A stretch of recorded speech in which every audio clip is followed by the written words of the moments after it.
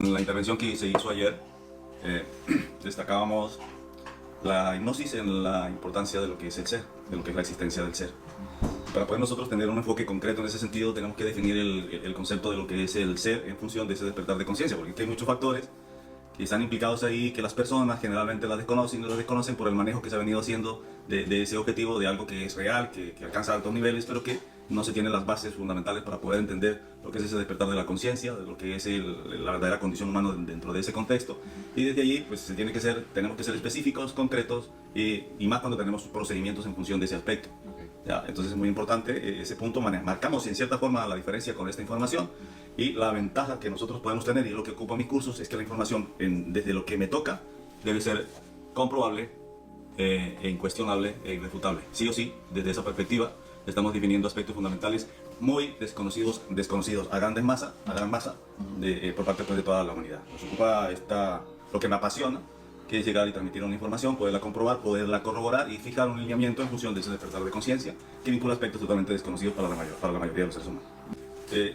Hace que no ignoremos lo que somos, no ignoremos este plano tridimensional, no ignoremos la problemática humana, y si nos proyectamos hacia la parte espiritual desde ese contexto de lo que es el ser en todo su potencial, tenemos que reconocer estados muy definidos sucediendo dentro de una dualidad.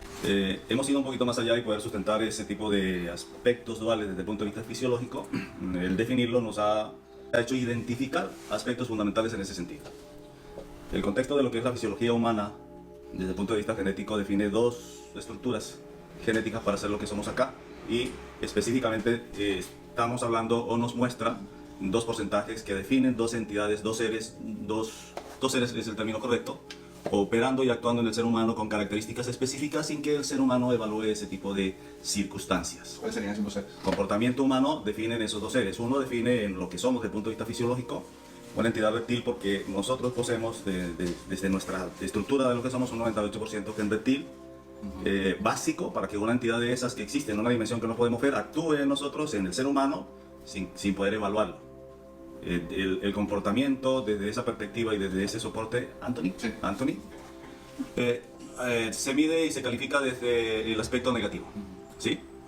El aspecto negativo desde la proyección humana nos muestra un comportamiento idéntico y un comportamiento relacionado con ese potencial reptil actuando en el humano, y desde esa realidad tenemos necesariamente que medir intensidades de esa parte negativa que va desde lo mínimo a los puntos extremos. Entonces no es difícil para nosotros, no es difícil para el ser humano, no es difícil para una persona entender que el sufrir, el pasar necesidades, el tener que superar enfermedades, el tener que enfrentar conflictos sentimentales, personales, psíquicos, económicos, morales, en función de resolverlos porque le perjudican, no es difícil entender que es un aspecto negativo cuya tendencia es entrar a resolver. El problema para los seres humanos es que no basta con entrar a resolver desde lo que abarca el sistema tridimensional. Así como nosotros enfrentamos y tenemos que evaluar los aspectos negativos que definen ese comportamiento, la contraparte tampoco se tiene en cuenta. Y tenemos episodios también totalmente opuestos y totalmente contrarios. Y vemos que en oportunidades agarramos el dinero, tomamos un avión y nos vamos a la playa y experimentamos el lado contrario de ese sufrimiento extremo, ¿sí? Ambos aspectos y ambos comportamientos están definidos y soportados desde el punto de vista genético. Y ese comportamiento define y sustenta la existencia de dos seres totalmente desconocidos en su real contexto en este planeta.